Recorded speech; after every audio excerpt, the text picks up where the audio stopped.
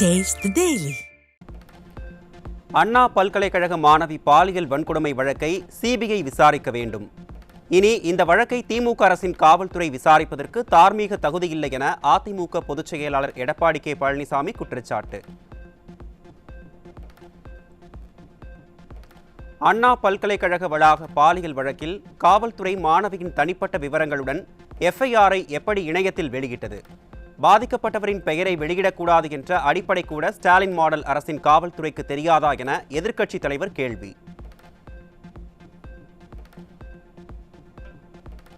காமக்கொடூரன் ஞானசேகரனை இத்தனை நாட்கள் சுதந்திரமாக நடமாடவிட்டதற்கு திமுக அரசின் காவல்துறையே முழு பொறுப்பு. இவ்வளவு முக்கியமான வழக்கின் குற்றவாளியை எதற்கு காவல்துறை விடுவிக்க முயற்சித்தது என எதிர்க்கட்சித் தலைவர் எடப்பாடி கே பழனிசாமி கேள்வி. பெண்களுக்கு எதிரான குற்றங்களை தடுக்க தவறிய ஸ்டாலின் அரசை கண்டித்து நாளை தமிழ்நாடு முழுவதும் அதிமுக சார்பில் ஆர்ப்பாட்டம் நடைபெறும்.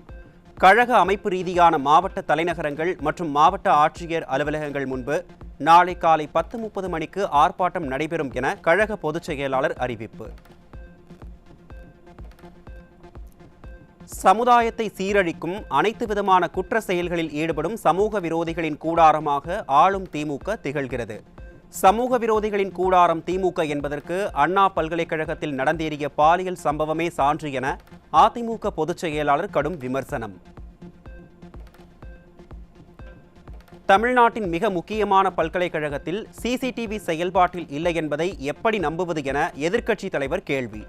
அண்ணா பல்கலைக்கழகத்தில் சிசிடிவி வேலை செய்யவில்லை என்று ஸ்டாலின் மாடல் அரசு சொல்வது சர்க்கரையை எறும்பு தின்றது, சாக்குப்பையை கரையான் தின்றுவிட்டது என சொல்வது போல் இருக்கிறது எனவும் விமர்சனம்.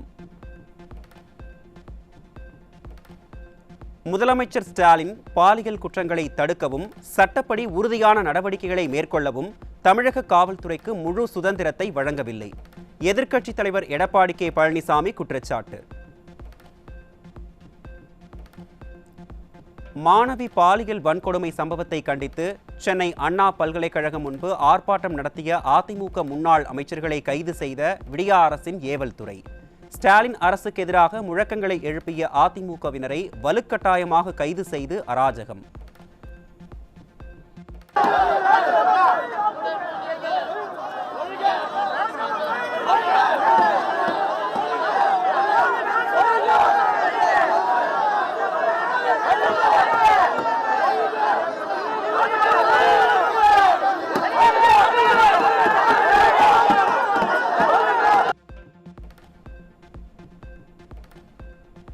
நிர்வாக திறனற்ற திமுக ஆட்சியில் பாலியல் வன்கொடுமை சம்பவங்கள் சர்வசாதாரணமாக நடைபெறுவதாக அதிமுக குற்றச்சாட்டு.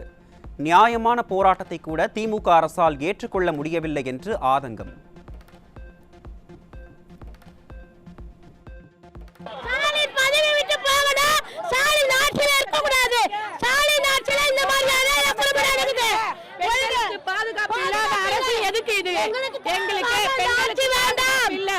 திராவிட மாடல் சொல்றாங்க, ஆனா எதுவுமே பிரயோஜனம் இல்ல. போலீஸை வச்சு இந்த கெடுபிடி கொடுத்தாங்கன்னா எல்லாரும் நியாயம் சொல்லாம போயிட்டே இருப்பாங்களாமா? மகளிர் நிக்கிறோம், மகளிரே அடிக்கணும்ன்ற மாதிரி ஆளை வச்சு செட் பண்ணி அடிக்க வராங்க. ஒரு கட்சியில என்ன சொல்றோம்னு கேட்க வரணும். நாங்க சாதா பொதுமக்களே தான் பண்ணாங்க. நாங்க எல்லாருமே கேள்வி கேட்க வரோம். ஏன் கேட்க விட மாட்டீங்க? அதுவே ஒண்ணு ஏமாத்து, மக்களை ஃபுல்லா ஏமாத்துறது. நீ கொடுக்குற 1000 ரூபாயில யாரும் ஒண்ணு இங்க வாழல. ஒழுங்கா நீ மக்களுக்கு அடிப்படை வாழ்க்கை கொடுத்தாலே போதும். நீ உன் குடும்பத்தை வாழ வைக்கிறதுக்கு நாங்க ஆளு கிடையாது இங்க யாருமே. இங்க உண்மையா மக்கள் இவ்வளவு பேர் நிக்கிறாங்க, அப்படியே டைட் பண்ணி அங்கங்க அடிக்கிறது, போலீஸ் வச்சு மிரட்டுறது, இதெல்லாம் வேலையாங்க? ஃபர்ஸ்ட் மக்களை மதிக்க சொல்லுங்க, பெண்களை மதிக்க சொல்லுங்க. அவங்க வீட்லயும் பொம்பளைங்க இருக்கு, புரியுதுங்களா? பாலியல் கொடுமைனா சரியான சட்டம் இருந்தா ஏன் அது நடக்குது? எப்படி நடக்கும்? இவங்க விடுவாங்க கஞ்சால இருந்து எல்லாமே கமிஷனை வாங்கிக்கிட்டு இருக்கிறவங்கள உயிரை எடுக்கிறானுங்க. ஏன் மக்கள் இருக்காங்கன்னு சொல்லிட்டு மொத்த பேரையும் பிளாட் போட்டு இங்க வித்துட்டு இவன் எங்கயாவது ஊரை விட்டு போயிடுவான். அதிகாரம் கிடையாதுங்க, அட்லீஸ்ட் ஆளுங்களுக்கு தான் அதிகாரம் கொடுக்குறானுங்க. யாரு தண்டனை பண்றாங்க, கற்பழிக்கிறானுங்களா, கொள்ளடிக்கிறானுங்களா, அவனுங்களுக்கு தான் பவர் கொடுக்குறானுங்க. டிஎம்கே ஆட்சி ஒழுங்கான், அப்பதான் மக்களுக்கு பாதுகாப்பு. ஆட்சி கலைஞ்சாதான் உருப்படும். விடியா திமுக அரசும் காவல்துறையும் எதிர்க்கட்சியினரின் குரல் வளையை நசுக்குவதாக அதிமுக குற்றச்சாட்டு. திமுக ஆட்சியில் சிறுமிகளுக்கு கூட பாதுகாப்பில்லாத அவலம் தொடர்வதாக விமர்சனம். போலீஸையா ஏவி விடுறாங்க. ஒரு ஆட்சி சரியில்லை தானே இவ்வளவு ஜனங்க சொல்றாங்க. சொல்லுங்க, பட்ச ஆட்சியை கலைக்க சொல்லுங்க. இவனுக்கு ஆட்சிக்கு லாக்கே இல்லாதவங்க, இவனுக்கு காலத்துக்கு இதேதான் வேலை. இவங்களுக்கு மகளிருக்கும் பெண்களுக்கு மாணவிங்க யாருக்குமே இவங்க ஆட்சி பிடிக்கிறாங்க. ஆட்சி கலைக்கிறவங்க பாதுகாப்பே கிடையாதுங்க. இதுக்கு மேல எப்படிங்க சொல்றது மக்களே? நாங்க பிரஸ் மூலியமா தாங்க சொல்ல முடியும். இத கூட எடுக்கலன்னா என்னங்க பண்றது? பாதிக்கப்பட்ட மாணவி கொடுத்த வாக்குமூலத்தில் குறிப்பிட்டுள்ள மற்றொரு நபர் யார் என முன்னாள் அமைச்சர் ஜெயக்குமார் கேள்வி. பாலியல் வன்கொடுமை வழக்கில் கைது செய்யப்பட்ட ஞானசேகரன் அமைச்சர்களின் ஆசிர்வாதம் பெற்றவன் எனவும் குற்றச்சாட்டு. சிசிடிவி வெளியிடுறதுக்கு கூட பயம். ஏன்னா அதில் சம்மந்தப்பட்டவங்க மாட்டுவாங்க. இப்போ லேட்டஸ்ட்டாக ஒரு இன்ஃபர்மேஷன், அந்த பாதிக்கப்பட்ட மாணவி இவன் சொல்லியிருக்கான அந்த ஞானசேகரன் என்னன்ட்டுன்னு கொஞ்சம் சார் ஒருத்தரோட அட்ஜஸ்ட் பண்ணிக்கன்னு சொல்லிட்டு கேள்விப்பட்டீங்களா? அதனால யார் அந்த சார் தெரிஞ்சாகணும், நாட்டு மக்களுக்கு தெரிஞ்சாகணும், உண்மை வெளிப்பட்டாகணும். யார் அந்த சார்? மாணவி கொடுத்த ஸ்டேட்மெண்ட் ஏன்னா முழுமையான அளவுக்கு உண்மை வெளிவரணும்னா உண்மையிலே வந்து இந்த விஷயங்கள் வெளிவர வேண்டும் என்று சொன்னால் முழுமையான அளவுக்கு ஒரு சுதந்திரமான நியாயமான ஒரு விசாரணை இருக்கணும். ஆனால் இந்த ஸ்டாலின் மாடல் அரசாங்கம் தன் கட்சிக்காரனாக இருக்கிற இந்த ஞானசேகரனை காப்பாற்றுவதற்கு எல்லாவித முயற்சிகளும் எடுக்கின்ற அந்த நிலையிலே ஜனநாயகம் செத்து போச்சு. டங்ஸ்டன் சுரங்கம் அமைவதற்கு எவ்வித எதிர்ப்பையும் தெரிவிக்காமல் நாடகமாடிய திமுக அரசை கண்டித்து அதிமுக சார்பில் கண்டன ஆர்ப்பாட்டம். அதிமுக மதுரை புறநகர் கிழக்கு மாவட்டத்தின் சார்பில் டிசம்பர் 30ஆம் தேதி காலை 10 மணியளவில் மேலூரில் மாபெரும் கண்டன ஆர்ப்பாட்டம் நடைபெறும் என அதிமுக பொதுச் செயலாளர் அறிவிப்பு. பல்கலைக்கழகத்தில் மாணவி பாலியல் வன்கொடுமை செய்யப்பட்ட விவகாரத்தால் நாடே பற்றி எரியும் நேரத்தில் கூட்டணி குறித்து பேசி எரிச்சலை கிளப்பும் ஸ்டாலின். 7 ஆண்டு காலமாக இந்த கூட்டணியை தொடர்ந்து நாம் கடைபிடித்து தேர்தல் களத்தில் என்று பெரும் வெற்றியை தொடர்ந்து பெற்று வருகிறோம். ஆக இந்த கூட்டணியை பொறுத்தவரை கொள்கை கூட்டணி மட்டுமல்ல, கொள்கை கூட்டணி என்று நாம் சொல்லிக் கொள்வது உண்மைதான். கொள்கை கூட்டணி மட்டுமல்ல, இது நிரந்தர கூட்டணி தான் என்பதை இந்த நேரத்தில் அழுத்தம் திருத்தம் எடுத்து சொல்லி அதற்கு நீங்கள் எல்லாம் துணை நிற்க வேண்டும் என்று அன்போடு கேட்டு, பெண்களின் பாதுகாப்பு கேள்விக்குறியாகி இருக்கும் நிலையில் முதல்வருக்கு கூட்டணி பிரச்சனைதான் முக்கியமா என கேள்வி எழுப்பும் பெண்கள், கூட்டணி இருந்தால் மக்களை ஏமாற்றி விடலாம் என நினைக்கும் ஸ்டாலினுக்கு கட்டாயம் பதிலடி கொடுப்போம் என ஆவேசம்.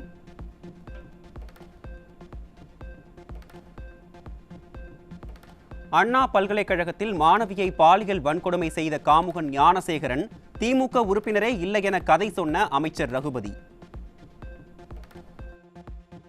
ஞானசேகரனுக்கும் எங்களுக்கும் எந்த விதமான தொடர்பும் இல்லை என்பதை முதலிலே நான் தெரிவித்துக் கொள்ள கடமைப்பட்டிருக்கின்றேன்.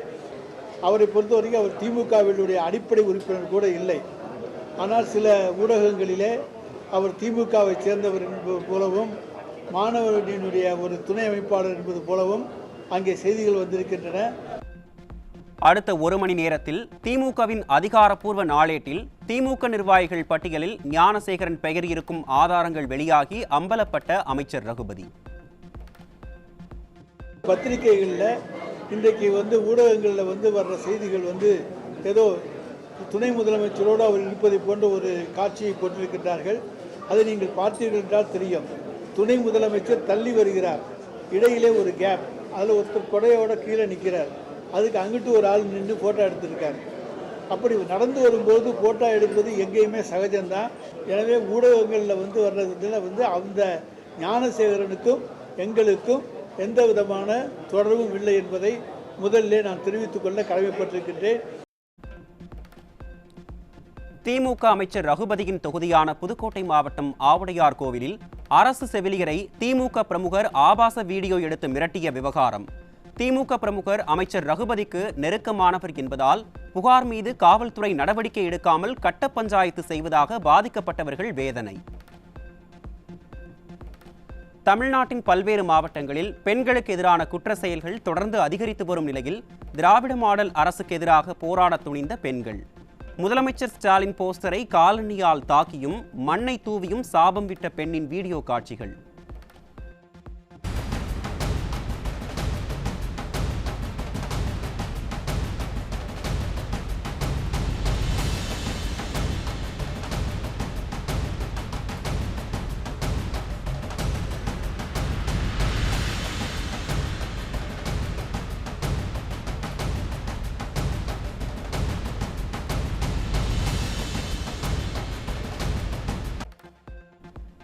கடந்த 35 ஆண்டுகளில் அண்ணா பல்கலைக்கழகத்தில் இப்படி ஒரு அநியாயம் நடந்ததில்லை. ஸ்டாலின் ஆட்சியில்தான் மாணவியை பாலியல் வன்கொடுமை செய்யும் அசிங்கம் நடக்கிறது என பெண்கள் ஆவேசம். 35 வருஷத்துல அண்ணா யூனிவர்சிட்டியில் இதுதான் முதல் தடவையே நடந்ததே. இவ்வளோ நாள் அண்ணா யூனிவர்சிட்டியில் பேர் போன இடம். இப்போ மு.க. ஸ்டாலின் ஆட்சியில் தான் இது எல்லாமே நடக்கும். உண்மையிலே தான்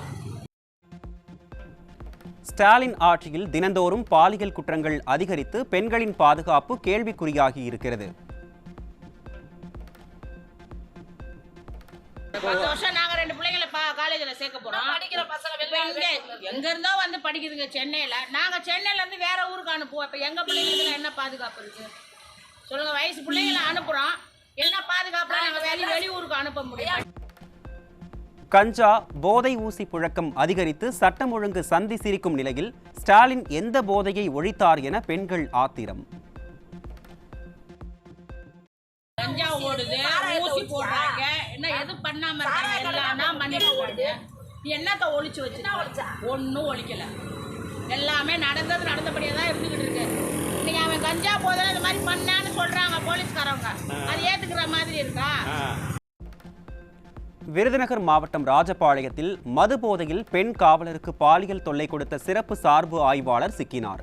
பாலியல் குற்றங்களை தடுக்க வேண்டிய பெண் காவலர்களுக்கு காவல் நிலையத்திலேயே பாலியல் கொடுமை நடப்பது வெட்கக்கேடானது என மக்கள் விமர்சனம்.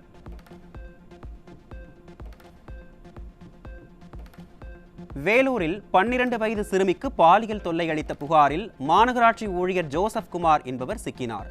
நிர்வாக திறனற்ற ஸ்டாலின் ஆட்சியில் நாள்தோறும் நடைபெறும் பாலியல் குற்றங்களால் பெண் குழந்தைகளை பெற்ற பெற்றோர்கள் கலக்கம்.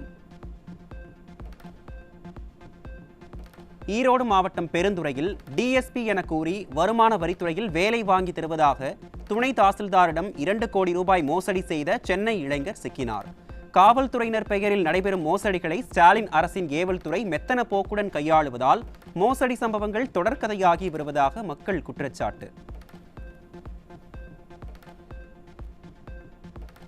திருவள்ளூர் மாவட்டம் திருத்தணி அருகே 25 கிலோ கஞ்சா சிக்கியது. ஸ்டாலின் ஆட்சியில் அதிகரித்து வரும் கஞ்சா புழக்கத்தால் சட்டம் ஒழுங்கு சீரழிந்திருப்பதாக மக்கள் வேதனை.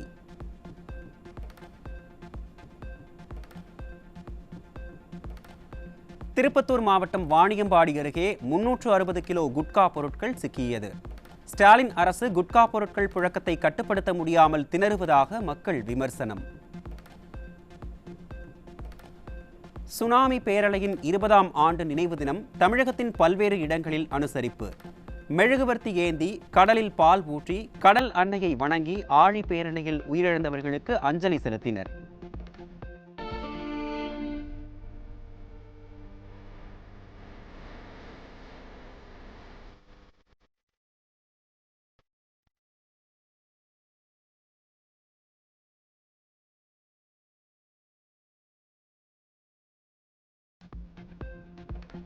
செங்கல்பட்டு மாவட்டம் புக்கத்துறை கூட்டுச்சாலை அருகே 2 கார்கள் நேருக்கு நேர் மோதிய விபத்தில் 3 பேர் உயிரிழப்பு.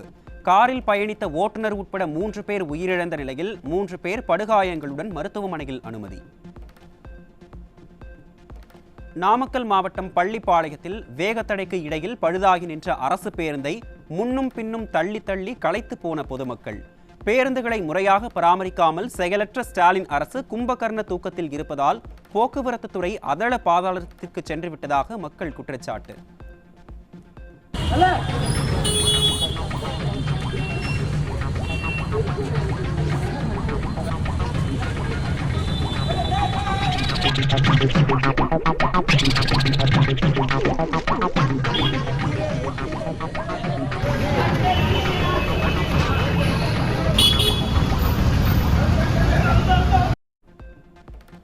கிருஷ்ணகிரி மாவட்டம் ராயக்கோட்டை பகுதியில் திம்ஜேப்பள்ளி கிராமத்தைச் சேர்ந்த ஓட்டுநர் கழுத்தறுத்து கொடூர கொலை.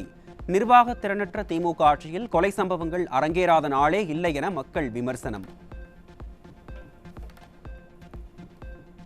ஆந்திராவில் இருந்து சென்னை கொருக்குப்பேட்டைக்கு ரயிலில் கடத்தி வரப்பட்ட 4 கிலோ கஞ்சா சிக்கியது. நிர்வாக திறனற்ற திமுக ஆட்சியில் போதைப் பொருட்கள் விற்பனை தங்கு தடையின்றி படுஜோராக நடைபெறுவதாக மக்கள் விமர்சனம். உணவகங்களில் ஓடுடன் கூடிய முட்டைகளுக்கு ஜிஎஸ்டி இல்லை என்று மத்திய அரசு அறிவிப்பு. ஓடற்ற ஆம்லெட், ஹாஃப் பாயில் போன்றவற்றிற்கு 5% GST என்று அறிவிக்கப்பட்டுள்ளதால் மக்கள் குழப்பம்.